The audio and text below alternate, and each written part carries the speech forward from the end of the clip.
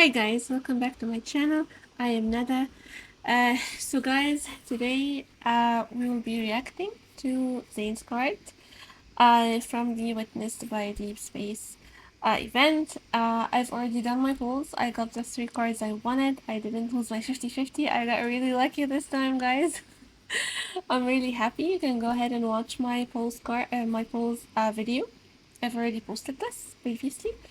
But for now, we will go ahead and react to Zayne's card. I think it's called Iceborn Warmth. Let's go ahead and take a look.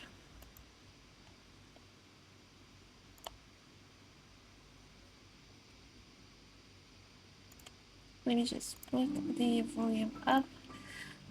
Okay.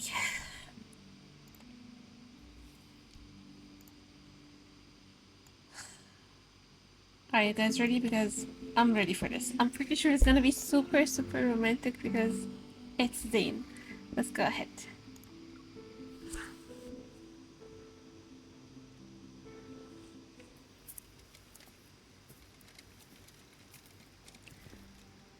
The cart's wheels crush the grass as I transport the last batch of supplies into our campsite. Outdoor camping, mat, stove, folding chairs. Phew, that's everything. Zayne, who's in charge of setting up the tent, looks up from the instruction manual. Thank you for your hard work, Chief of Logistics. It's nothing. This can rarely be considered a warm-up. Looking at the tent that has yet to be assembled, I walk over to Zayne. So, how's our Minister of Housing doing? Do you need some help? Zayne gives the instruction manual a little shake. I understand the theory, but I ran into a slight problem with the practical application. I didn't think that there was something that Zayne couldn't do. I mean, setting up a tent should be easy for someone like Zayne, right? If you're willing to help, that would be perfect. I pick up 2 corners of the inner tent and spread it out. Meanwhile, Zayne crouches down to compare our setup with the diagram in the manual. Ah, the poles were threaded through the wrong loops. No wonder it wouldn't stand up properly. He quickly adjusts the crossing poles, then we raise the tent and position it properly. You're somehow a professional and an amateur at this. Zayne secures the 4 corners of the tent before pulling out the rain fly from a bag. I can't tell if that was a compliment or a critique. I set up tents during department retreats. However, I've been too busy these past few years to keep up with it. Now I can barely remember anything about the outdoors. He passes me 1 corner of the rain fly, and we unfold it together in perfect sync. But it's okay. I've committed the technique for setting up a 2-person tent to memory. As we smooth out the rainfly, Zayne walks to my side and gently brushes against my shoulder. I'm certain this skill will often come in handy from now on.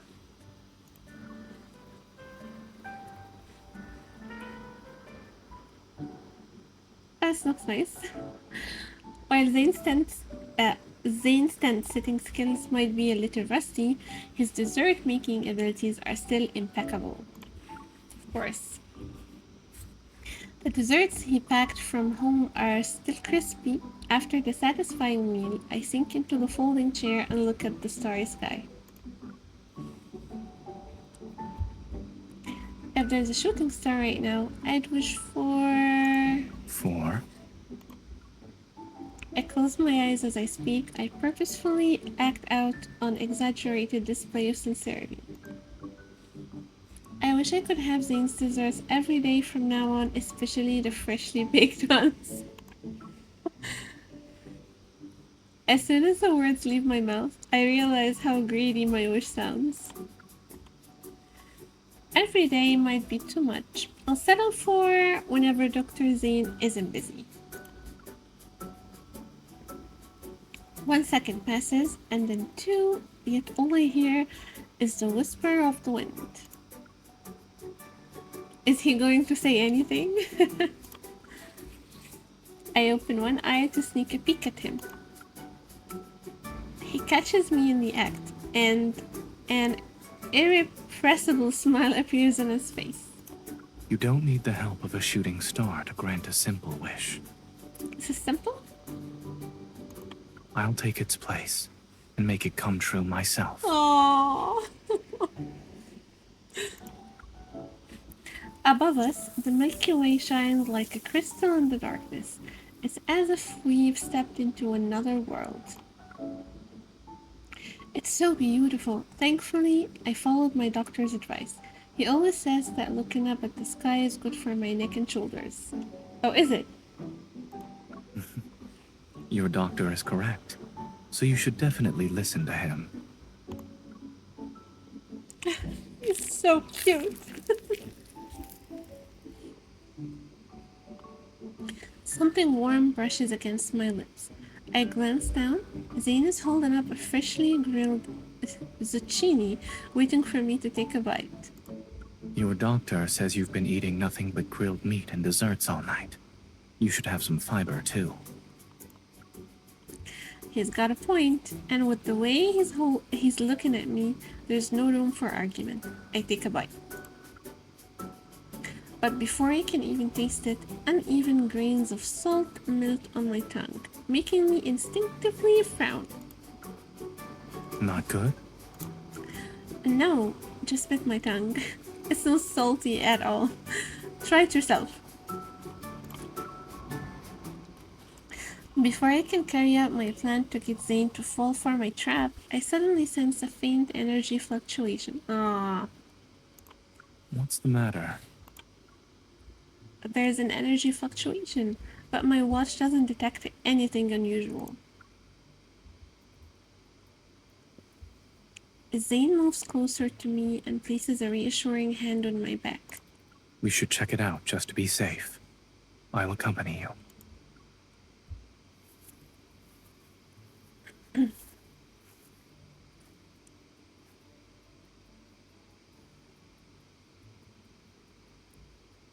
We carefully patrol the perimeter of our campsite, and after we've confirmed there are no signs of any wanderers, we relax. Weird. Why would it? Being vigilant is always a good thing.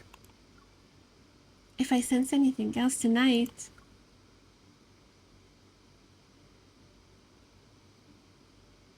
Zayne gently pats my head. Then we'll do another check. You trust me that much? Of course. I trust you unconditionally.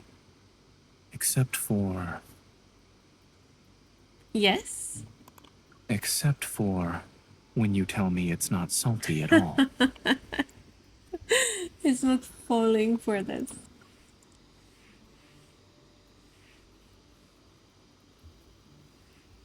When I wake up, every muscle in my body feels grateful for the air mattress Zayne picked out. I unzip the tent and leisurely start my morning stretch, but then I freeze. In the clearing near our campsite, an imposing tower had appeared out of nowhere. Tower? Zayne? I just saw on the news that... Zayne steps out of the tent and seemingly forgets what he's about to say upon seeing the sight before him. Guys, did we? Because he just said my nickname, right? The nickname I have in the game. Did we usually get these in cards? I think we did. Did we? I don't remember. It's cute anyway.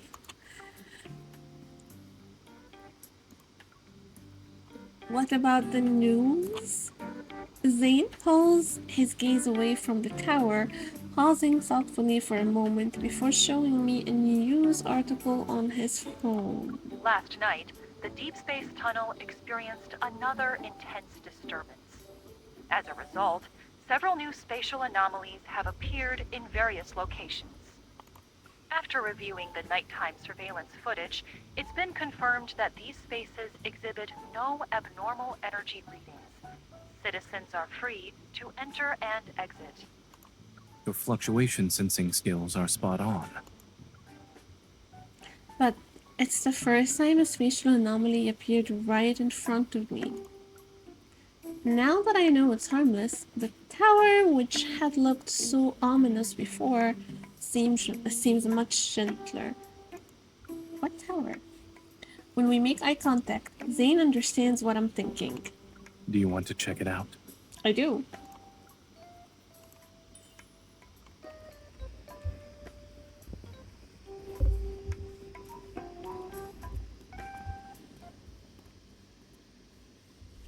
A lot of time passes before we find the tall tower's entrance, and then we're greeted by a long flight of stairs once we're inside.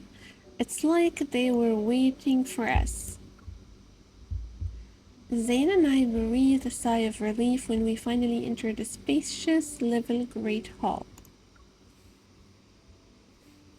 Whew! I feel like I did half of my daily workout quota by climbing these stairs. It certainly is exhausting. Building a long staircase, has the tower's owner never left this place? Or maybe he was thinking... Isn't this like the tower in Zayne's myth? Like his standard myth? I clear my throat and deliberately lower my voice. I shall build this tower to be far above the station of mortals. I see. So this is your definition of being above your station. But there might be another reason behind it. For instance, perhaps he dislikes being disturbed. Or he wants these stairs to discourage anyone who wasn't truly committed to visiting. You seem to understand his train of thought. I wonder if the tower's owner would consider you a confidant if you two met. I'm different. I actually enjoy being disturbed by you. And if we ever had a tower like this, I would carefully consider the dimensions of the entrance's stairway.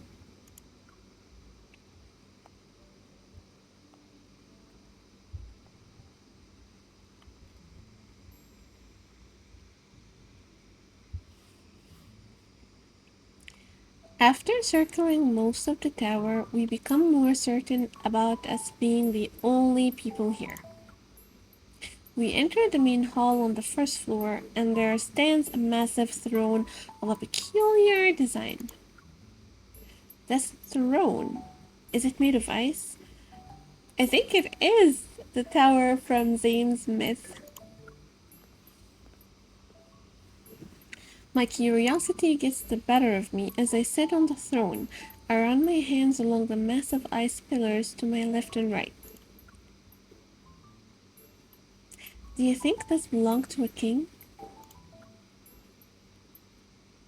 I lower my voice and strike a wriggle pose as if I am about to give out commands. You shall deploy 5,000 troops. We'll capture that city and crush our enemies in one fell swoop. You're a natural at this. As he approaches, I change my pose. Or maybe the throne belonged to a foreseer who delivered prophecies from the gods. Guys, I really like the fact that all of these cards kinda have a lot of references from all of the guys' myths because it was the same for Silas as well. It's really nice. It's really nice. Leave me. I have received a divine message. Zayne stands off to the side, lost in thought. It's only when I wave a hand in front of him that he snaps back to reality. What's on your mind? You've been quiet for a while. I was just thinking, how did I never notice you had such a talent for acting? A hunter needs to be flexible. Besides, I'm putting on a good show. Why aren't you playing along? I was playing along, though. By staying silent? Zayne points to where he had been standing during my royal performance. Over there, I was playing the role of a royal messenger who didn't dare to speak too much in the royal court. And now, I'm a silent yet devoted messenger to a foreseer. I may not have any lines, but I've played my part.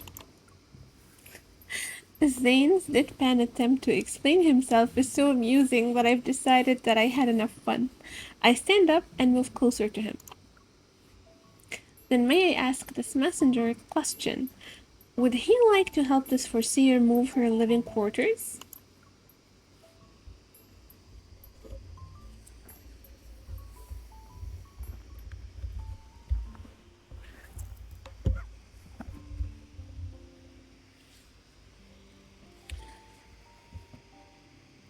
Oh, we spend half the afternoon moving our camping stuff into the tower's bedchamber.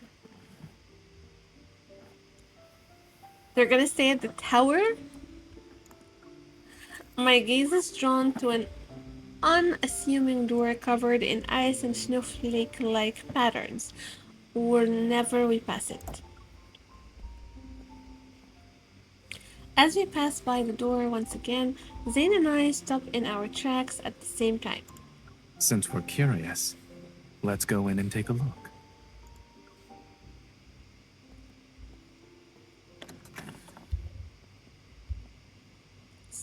The library. Right behind the door, that's no bigger than a person, is an unexpectedly vast space.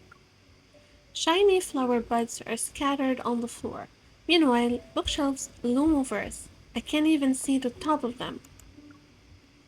Is this a library? Why are there flowers growing in a library? I lean down to get a closer look at the buds. Jasmines. Oh my god, this is so cute. But these are different from the ones I've seen before. When I touch a tightly closed bud, I unexpectedly feel a chill. They're made of ice?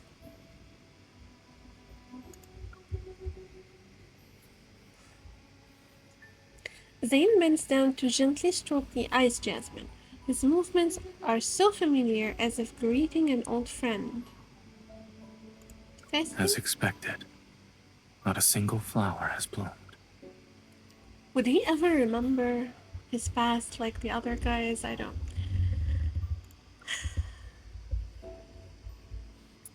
The crystalline buds refract brilliant light, yet they remain tightly closed. They appear lifeless.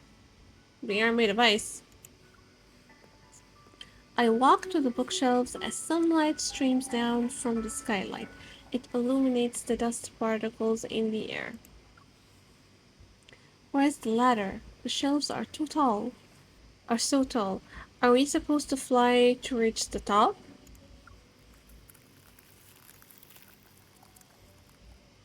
I hear the sound of ice forming behind me and turn to look.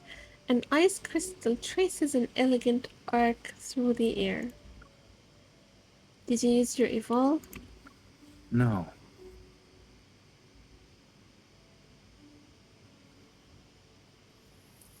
As he speaks, Zayne extends his hand. He makes the ice crystal hover above his palm.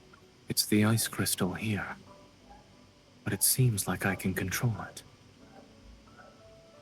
Because you've been here before, I guess. In a different lifetime. It probably appeared just now to answer your question. Zayne taps the ice crystal and it immediately flies down to our feet. The ice crystal expands under us and forms a platform. It steadily lifts us into the air. Aww. This is amazing, Zayne. Do you think you can learn how to do this? Then we won't have to wait for elevators anymore. Oh my god, this is so cute. He puts his hand on my waist to steady me. We can use this to go to your window next time I walk you home. Oh, it's a good idea. Be careful. The neighbors downstairs might call the police. I guess you need your own tower to use these conspicuous ice crystals.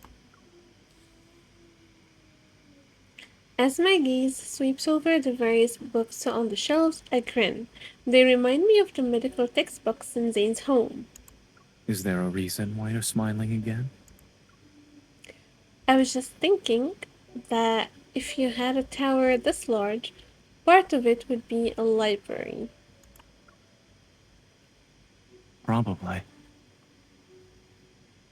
His fingers trail along the bookshelf. With a library this big, we could put research materials here, case files there, reference books over there, and for this spot, I excitedly start imagining what the future library could look like, and he just listens quietly. When I turn to ask for his thoughts, our eyes meet, and his somber expression softens. How about we put your books here? If there's room, I'd also love to add some feel-good stories with happy endings. Zayne reads these normal books that we do. If we do that, you'll be in the library for the entire day, and you'd make me stay inside with you. Like that. I tease him while I pull out a few random books from the shelf. The text is incomprehensible, but the illustrations are easy to understand. There are so many pictures of jasmines. Whoever owns this place must really like them. Yes, it was Zayne from a different life. Zayne seems to eagerly take the book from my hands, though I'm not sure if it's the illustrations or the strange writing that caught his attention. I stand quietly to the side, taking in the entire library from above. My gaze sweeps over the dome and stained glass windows, but in the end, it's the unopened ice jasmine on the floor that draws me in, uncontrollably. It's a shame they haven't bloomed yet. The view from here would be beautiful. It's possible they don't bloom at this time, or the conditions aren't right. But these are ice jasmines, how are they gonna bloom? My stomach lets out a low growl, yet it echoes in the empty library. The pages close, and the playful smile reappears on the face of the person behind the book. Regardless of when these jasmines bloom, at the very least we can say it's dinner time.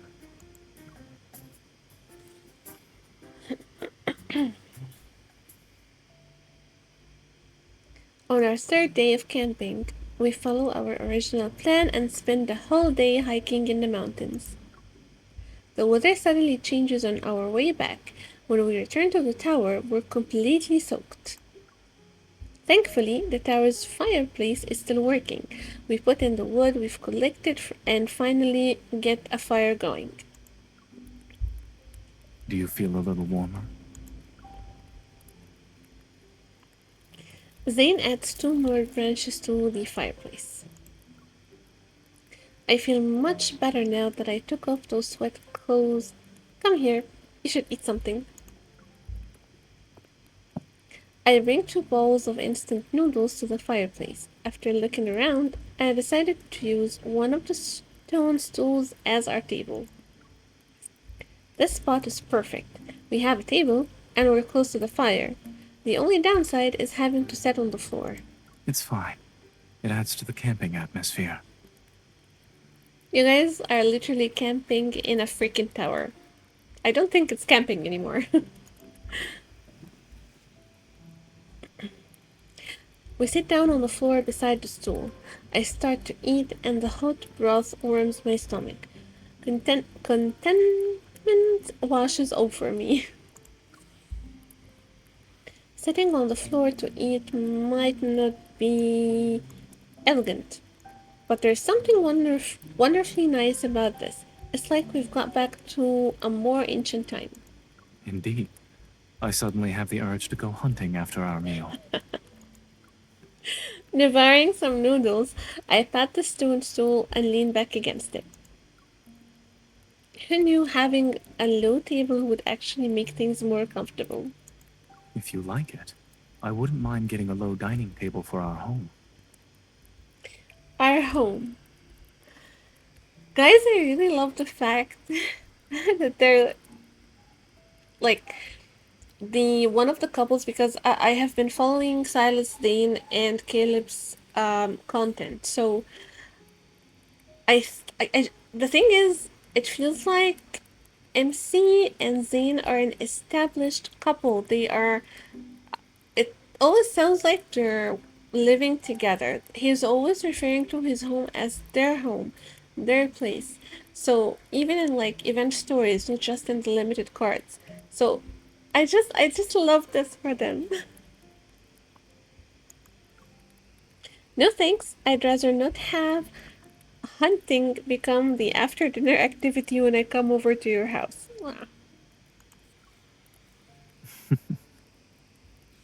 After staying here for 2 days, do you feel like the space can be called home? Yes. And since we're on vacation, it's even more relaxing than being at home. I shift back against the stone stool and stretch out my legs. I've been thinking about something for the past few days. What if we just kept living in this spatial anomaly like forever? I suppose you've already concocted a plan. I wouldn't say that, but I do have some ideas for renovations.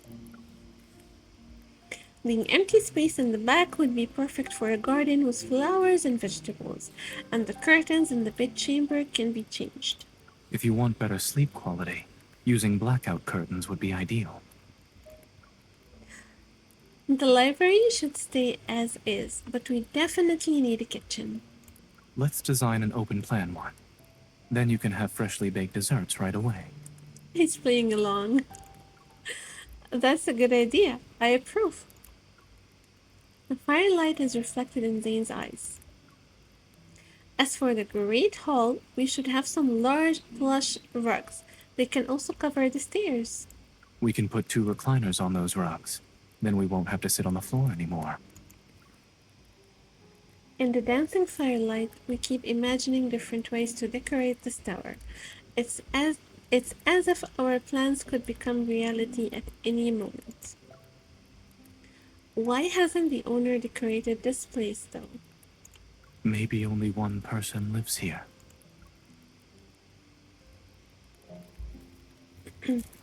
Lost in thought, Zane adds 2 more logs to the fireplace. It takes 2 people to make a house feel like home. When you're alone, it's often just a place to stay at, Aw, and you tend to make do with the bare necessities. It doesn't only apply to decorations. Take eating, sleeping, and daily life, for example. have you lived like this before? He turns to look at me, and a shadow briefly appears in his gaze. Yes. In Skyhaven, in Lincoln City, throughout university, when I just started working at Oxo Hospital. How did you live back then? I would volunteer to clean the lab after class. I also spent time sitting idly in the office after my shift. I occasionally bought groceries while walking around, but I'd usually only remember to eat them right before they spoiled. Why? I'm not sure. Maybe it's because I had no one to share anything with. I couldn't find the motivation for most things. Perhaps realizing his tone had gotten too solemn, Zane gives me a slight smile. but his expression only makes my heart ache in a way I can't really describe. Me too. Zayne, are you afraid of being alone? Not at all. I've simply learned to accept it, grow accustomed to it. I even allowed it to reshape my life. This is really sad. As he speaks, he slowly clenches his fist. But I don't enjoy being alone. I don't want to enjoy it. I place my hand over his and caress it twice. When I think about the past sometimes, I wonder what I would have become if we never saw each other again. His voice trails off. Silence descends onto the room. I gently pull him closer and hug him. It's good that such a thing didn't happen. His palm rests against my back. Yes, I'm very lucky. We're both lucky. I look up at him and his nose brushes against my cheek. He nuzzles me. And his cool lips move closer to the corner of my mouth. It happens once and then it happens again.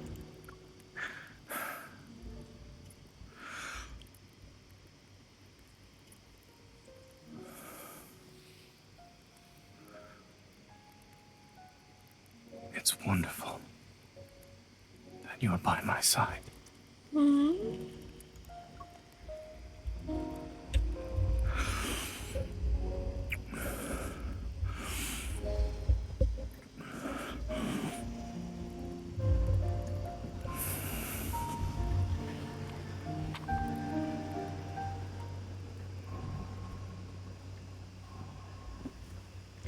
In the middle of the night, I am jolted awake by a familiar surge of energy. I plan to get up while not waking Zayne so I can investigate, but a warm hand grabs me as soon as I sit up. What's wrong? Is there another energy fluctuation? Yeah, it's somewhere in the tower. I'll go with you.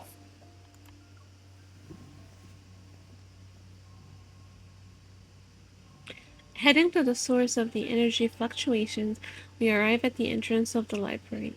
The door is slightly ajar, and a faint light seeps through the gap. My watch hasn't gone off. Maybe it's like what happened before with the spatial anomaly.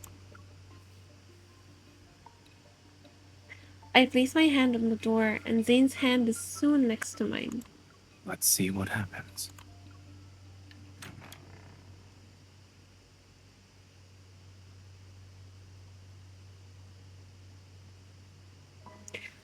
As the library door opens, we discover all the ice jasmines have blossomed, reminiscent of a sea of flowers. Their petals sway. Aww, the jasmines bloomed. It happened overnight. Is it related to the energy fluctuations? Regardless of the reason, we won't be left with any regrets about our trip. The rain outside has stopped before we realized it. Pure and brilliant, moonlight streams through the skylight. Under the moonlight, Zayne's features are softened to the point where they exude a rare gentleness. He smiles and holds out his hand to me. Finding this tower is a miracle in itself. It'd be a shame to let the moonlight and flowers go to waste.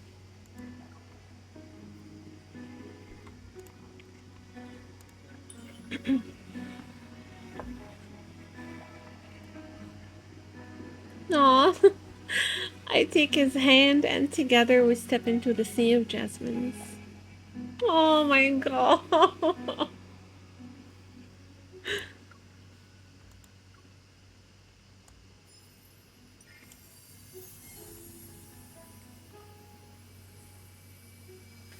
Resonant energy hums between our joined palms. Suddenly, countless shimmering particles of light swirl around us. Once they disperse, Zayne and I see our clothes have been transformed. Does a flower fairy live here? Like one who says hello by magically changing people's clothes. I look down at my ethereal gown. I can't help but do a little spin. If there truly is a flower fairy, I believe I'm already standing before her. Aww. In that case, as a flower fairy, I'd say you're the reason why these flowers bloomed. Zayne pauses. Oh, he looks freaking great. Me?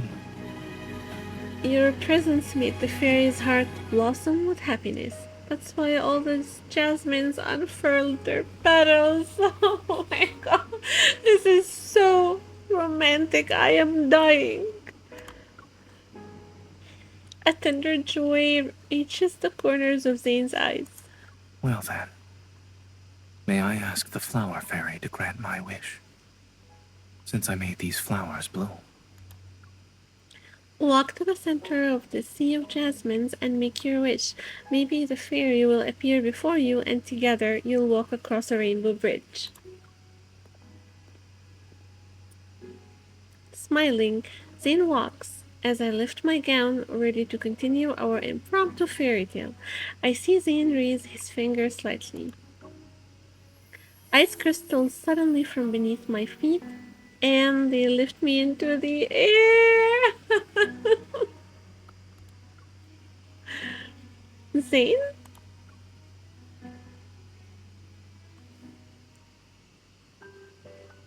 A rainbow bridge might be beyond me. I can offer steps under the moonlight. Is that good enough for Miss Fairy?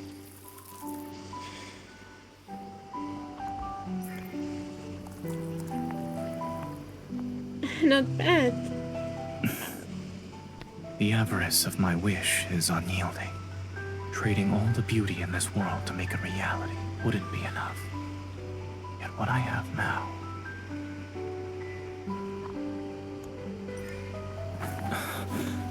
Oh!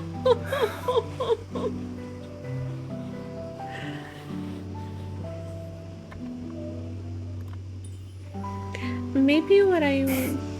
But I want to give you so much more. One sentence, one embrace, one jasmine petal. They're not enough. Shall we dance?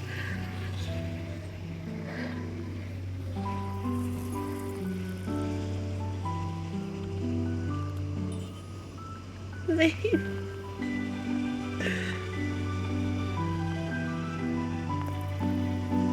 Oh my god, this is so Meeting you. magical. It's the luckiest thing that has ever happened to me. Oh.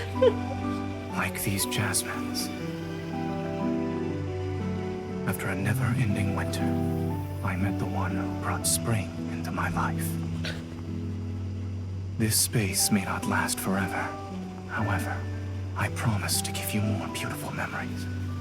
Every day, starting from this moment.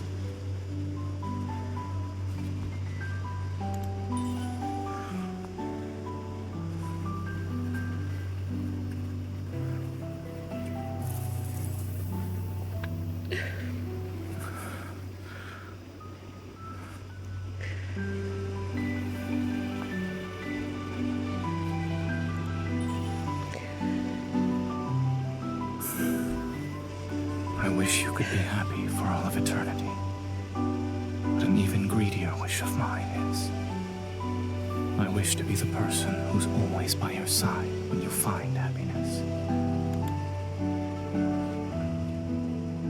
I want to witness every flower bloom in our future together. Will you give me that chance? Yes, yes, yes.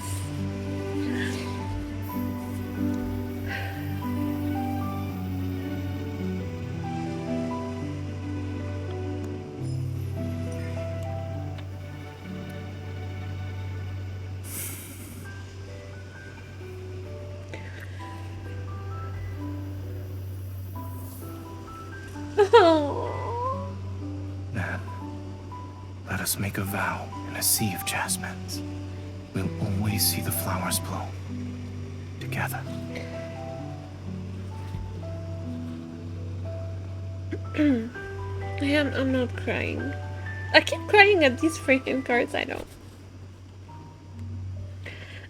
Once we leave the campsite, Zayne and I return to our busy lives and work. The weekend finally arrives and Zayne made arrangements for us to meet up. He said he'll fulfill the promise he made a while back. Are you almost here? I'll come to meet you and pick up some seasonings along the way. Almost. Give me 5 minutes. My gaze is drawn to a row of jasmines in full bloom outside the florists. The florists. But those blossoming memories are still fresh in my mind. Actually, I'll meet you in 10 minutes.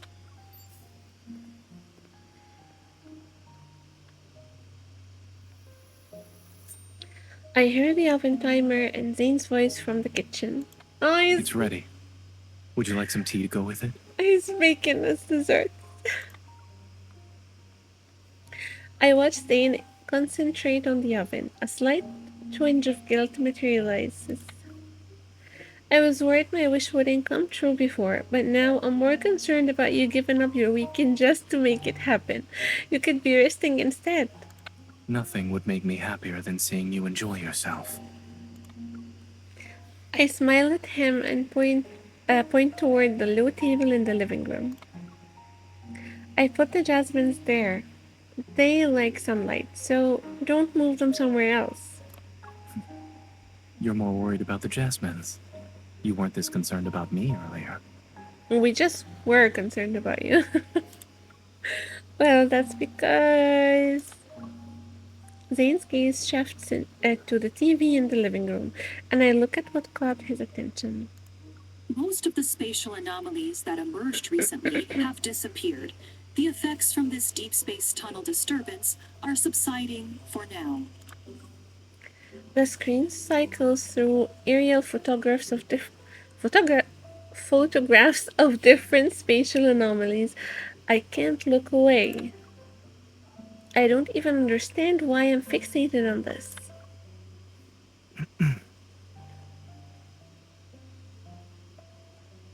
After Zayne gently coughs, he moves in front of me and blocks my view of the TV. You're upset. That sounds less like a question and more like a statement.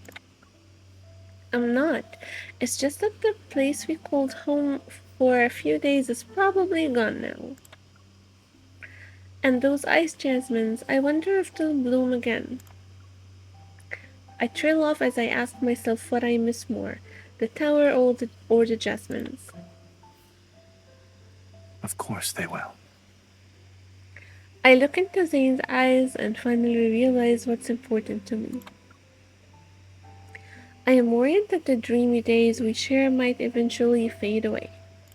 Since we made a vow in the Sea of Jasmines. Zayne leads me to the living room. The white jasmines sway in the breeze. We'll always see the flowers bloom together. Oh. He embraces me from behind and his arms tighten around my waist. I promise. Those words land in my ears as I look at the jasmines in full bloom. They must have heard his promise too. This is the most freaking romantic card ever. His cards are always so magical, so romantic.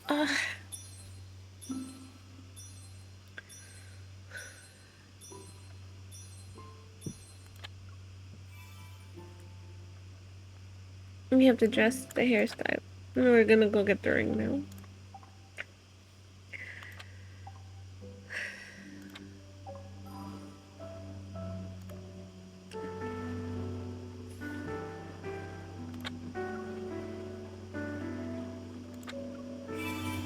Yay. Oh.